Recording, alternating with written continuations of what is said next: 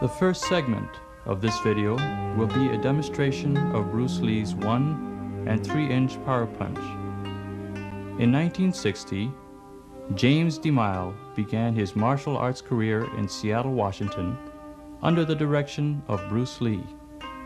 He had the pleasure of assisting Bruce Lee in developing many of the principles of the original Jeet Kune Do. It was also DeMille's privilege to appear with Bruce Lee in his book, The Philosophical Art of Self-Defense. One of the foremost authorities on modern Wing Chun, DeMille is listed in Bob Wall's Who's Who in the Martial Arts. He has appeared in numerous national and international magazines, in the movie The Last Adventure, and on TV, both in Hawaii and the mainland.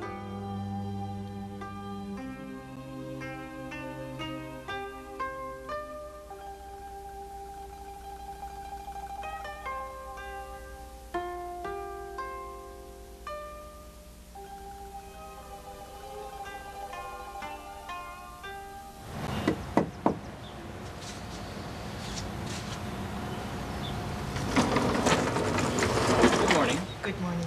Is Mr. DeMille at home, please? I will get him. Thank you.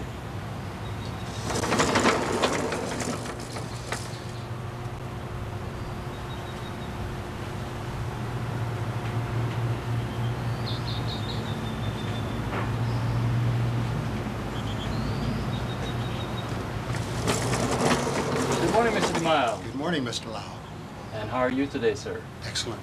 It's a beautiful day. Would you like to walk through the garden? I'd love to. Thank you.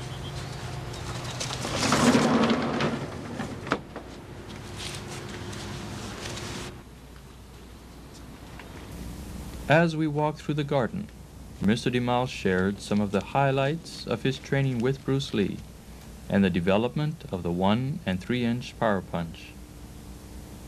One of the most interesting things to remember about Bruce Lee was that he was only interested in fighting.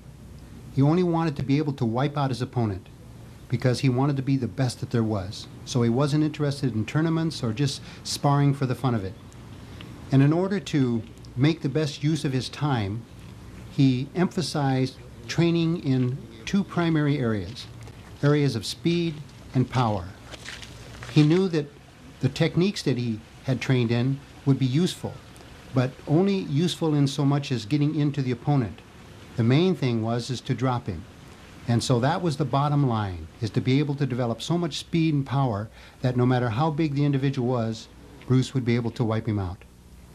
So this is where the punch came in. This is where the 1 and 3-inch punch started to be developed, because Bruce was a fairly small person and knew that he could be hurt. So he knew the closer he jammed the person, the less the person could do to counter him. The problem was, how did you drop the person while you were right on top of him, maybe 2 or 3 inches away from him with your hands? And this is where he developed the short 1 and 3-inch punch. And the 3-inch punch is the type of punch that creates a tremendous shock to the lungs. If you hit a person in the head, you could snap his neck because you're using all the body energy, the energy of emotion, the mass of the body. All of that was just one single source of energy.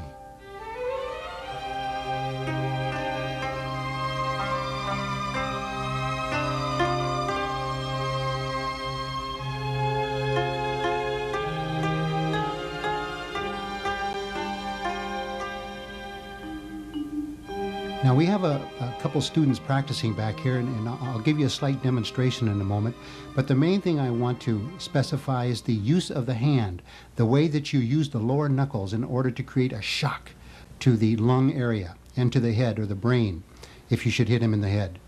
And speed is separated from power in so much as that you want to be able to get to your target and then explode with your power. So in the demonstration that I give you, you'll see that there is a distinct difference between my emphasis of the punch and my emphasis of getting up to the target of my opponent so that I can tie the two together and thereby hopefully wipe him out in one single strike. It's fairly easy to practice because you're not really doing too much at one time.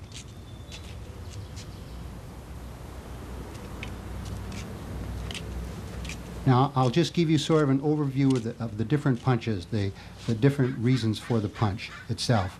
First, I'll give you just the basic 3-inch punch. Notice the length of my fingers. This is what gives me the distance to judge by. You'll notice that it's a short little punch, almost as if I'm punching and pulling. And there's a reason for this.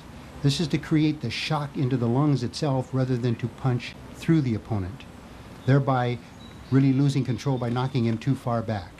Notice the lower knuckles, how they just snap up there. That's how you get this concussion punch. The punch sort of rolls in. It goes past the rib carriage itself and affects just the lungs itself. When I punch, I try and focus my mental energy into the opponent, sort of to shock him. I'm not trying to be fast, I'm just trying to now work with the basic hand itself. Now I'll work with speed. If you'll notice, I'm trying to be in a non-offensive position. As quickly as I can, I want to be able to go from a non-offensive to an attack position. So therefore, what I'm doing is tying together speed and power. Speed from my pocket, power at the very end when I hit him. When I hit him, I still use the lower knuckles, and then I just blast it with the momentum of my arm moving. But I don't use power as much as just the speed that accentuates power by motion.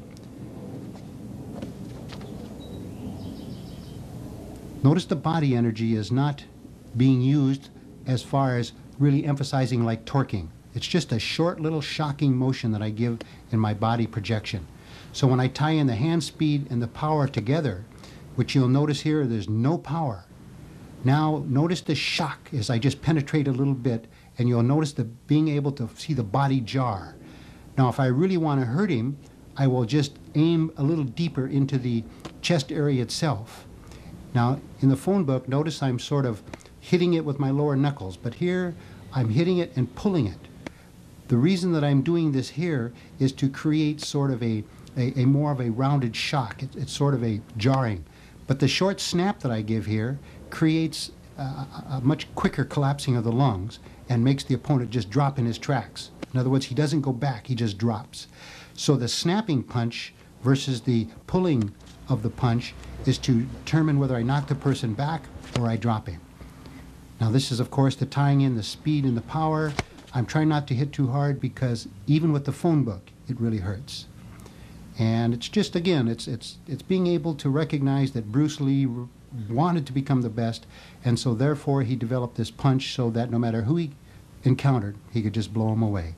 It was an amazing and a most dynamic punch, and I'm really pleased that I was one of those who was there to help him develop it.